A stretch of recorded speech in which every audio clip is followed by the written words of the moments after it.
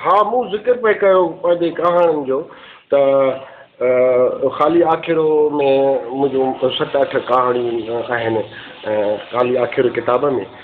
बाद में किंजर मैगज़ीन जेको नाथ सनाई कढियो पए उन हालांकि किंजर मैगज़ीन हिकिड़ो सिंध यूनिवर्सिटी जे सिंधी डिपार्टमेंट मां बि जारी थींदो हो या हले पियो अञा ताईं ख़बर नाहे। त जेको नाथ सनाई किंजर मैगज़ीन कढंदो उन में माना हिकिड़ो लॻातार मुंहिंजूं कहाणियूं छपियूं ऐं जंहिं लाइ नाथ सनाई मुंहिंजो दोस्त आहे कॾहिं उहो कॾहिं कॾहिं चवंदो आहे त व्याशा तोखे मूं मुतारिफ़ करायो ऐं मां उनखे हिकिड़े दफ़े चयो दादा जेकॾहिं मूंखे अञा मूंखे सोना सिंह न निकिता आहिनि जॾहिं निकिता जॾहिं मूं को नोबेल प्राइज़ खईं त पोइ मां तुंहिंजो ज़िक्र खणी उन तक़रीर में कंदुसि त नाथ सनाई जूं बि ख़िदमतूं आहिनि मूंखे मुतारिफ़ कराइण में। त हीअ त मां हुन मोहबत में इहा ॻाल्हि कई आहे नाथ सनाई वीचारे जूं ख़िदमतूं आहिनि सिंधी साथ घर जे नाले सां हू जेको आहे हिकिड़ो इदारो हलाईंदो या अञा ताईं उन जूं ख़िदमत उहो बैफ़ पब्लिशर जे उन जूं ख़िदमतूं जारी सारी आहिनि। त इहो किंजर मैगज़ीन में छपियो। उन खां पोइ वरी नाविल जी तरफ़ थो अचां। उदास शहर जे नाले सां मूं नाविल लिखियो जेको किश्तवार छपियो सोजरो मैगज़ीन में जेको ताज बलोच एडिट थो करे त उन में किस्तूं छपियूं उहो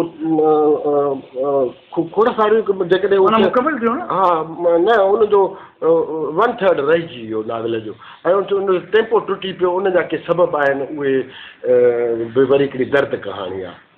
त उहो टेम्पो टुटी पियो ऐं उनखे मां मुकमिल करणु थो चाहियां ऐं ताज बलोच जहिड़ो माण्हू सुठो पढ़ियल बढ़ियल माण्हू आहे उन जा लफ़्ज़ आहिनि त व्याशा जेकॾहिं इहो तुंहिंजो नाविल मुकमिल थियो त असां सोजरो जे इदारे तरफ़ां छपाईंदासीं। त उन खां पोइ नाविलेट मुंहिंजो छपियो सारंगा मैगज़ीन इसाक समय जो थो पियो कढे उन सारंगा मैगज़ीन में मुंहिंजो उसाट जे नाले जे उनवान सां मुंहिंजो नाविलेट छपियो जेको जंहिंजो ज़िक्र इन जे रसाले जे एडिटर इसाक समय जे इंडिया में पेपर पढ़ियो हो उते हुन मुंहिंजे नाविलेट जो ज़िक्र हुन कयो। त उहे ईअं रसालनि जे सिफ़नि जी ज़ीनत बणिजी विया मुंहिंजो नाविल या नाविलेट। उन खां पोइ के नाविल तव्हांजो हिकिड़ो ई लिखियल आहे या नाविल हिकिड़ो ई मूं लिखियो। उन खां पोइ मूं तर्जुमा कया जीअं मेलान कंडेरा जो नाविल जेको आहे इग्नोरेंस जो तर्जुमो मूं वाटूं 20 थियूं जे उनवान सां कयो ऐं उहो बि इन सोजरो में कंटिन्यू उन जूं किस्तूं छपियूं ऐं उहो मूं तर्जुमो मुकमिल कयो ऐं उहो मूं इंग्लिश सां कयो। हा ऐं मेलान कंडेरा जेको आहे जो ही इग्नोरेंस जेको नाविल आहे उहो नाविल आहे जेको हुन चेक ॿोली में लिखियो बाद में हुन फ्रेंच में लिखियो आहे ऐं अञा लिखे पियो पेरिस में रहंदो आहे। त उनजे ख़ुशूसियत इहा आहे तर्जुमे जी त उनजी शुरू में मूं जेको आहे मेलान कंडेरा ते नोट लिखियो आहे उहो सरकी साहिब साईं नूरदीन सरकी साहिब जहिड़े माण्हू सारायो उनखे त व्याशा तूं तर्जुमो त ठीकु ठाकु कयो आहे पर तुंहिंजो जेको तो नोट लिखियो आहे उहो लाजवाब आहे हिकिड़ी मास्टरपीस शइ आहे। त अहिड़े नमूने सां मूं तर्जुमा बि कया वरी तनक़ीदी मज़मून बि लिखिया जेके सोजरो में छपिया। सोजरो में तनक़ीदी बहसनि में हिसो वरितोसीं उहो असांजो हिकिड़ी ॿोली जी जंहिंसां मोहबत जेका आहे सिंधी ॿोलीअ सां असांजी अदब सां जेको चाह आहे अदब इल्मु अदब जे लाइ असांजे दिलि में उन जी तक़ाज़ा हुई जो असां इहे कमु कयासीं पए मुख़्तलिफ़ फील्ड्स में को नाले नामूस जे लाइ कमु कोन हुयो कोन ऐं अॼु ताईं मूंखे मां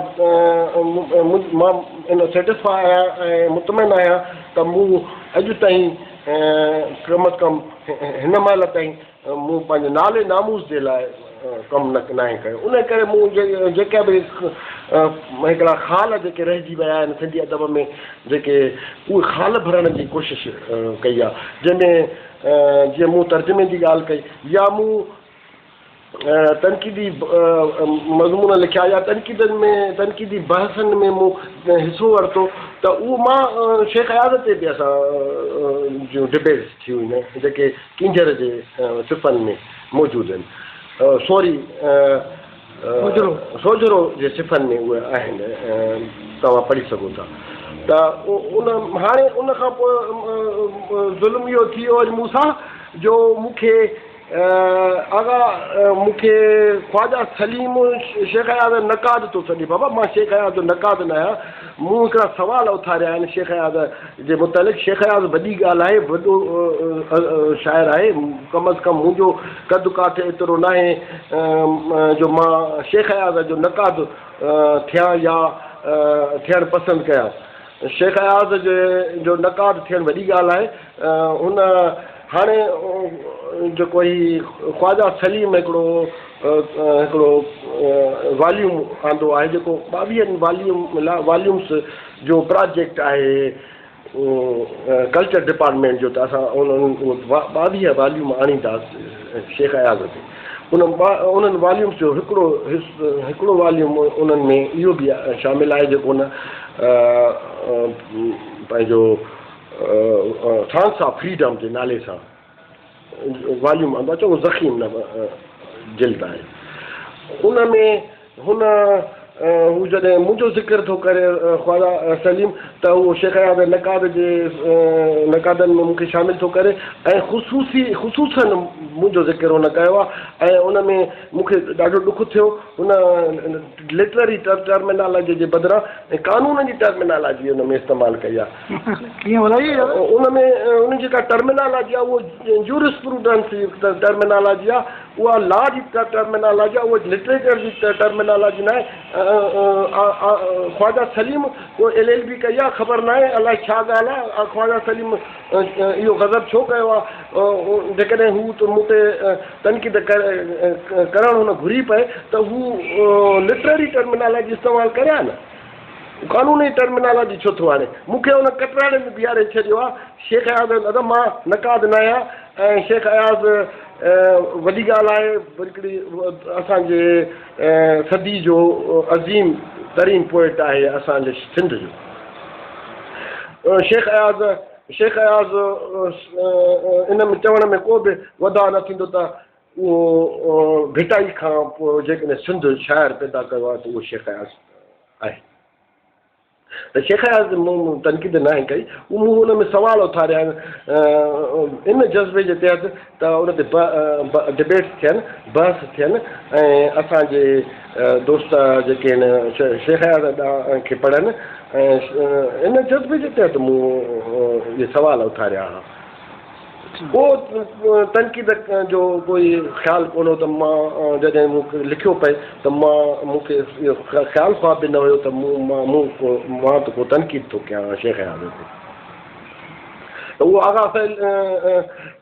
ख्वाजा सलीम खे उहो जवाबु मां ॾींदुसि, उनजो यकीनन ॾींदुसि पंहिंजो उहो बि वरी मैगज़ीन ते रसालनि जी जो ज़ीनत बणिबो मुंहिंजो जवाबु मां उनजी कापी कल्चर डिपार्टमेंट खे बि ॾींदुसि त बाबा हीउ जेको आहे मूंसां गज़ब छो थियो आहे, हुन मूं ते एॾी सख़्तु तनक़ीद छो कई आहे ख्वाजा सलीम, मां आख़िर ॾोह कहिड़ो कयो आहे, गुनाह कहिड़ो कयो आहे।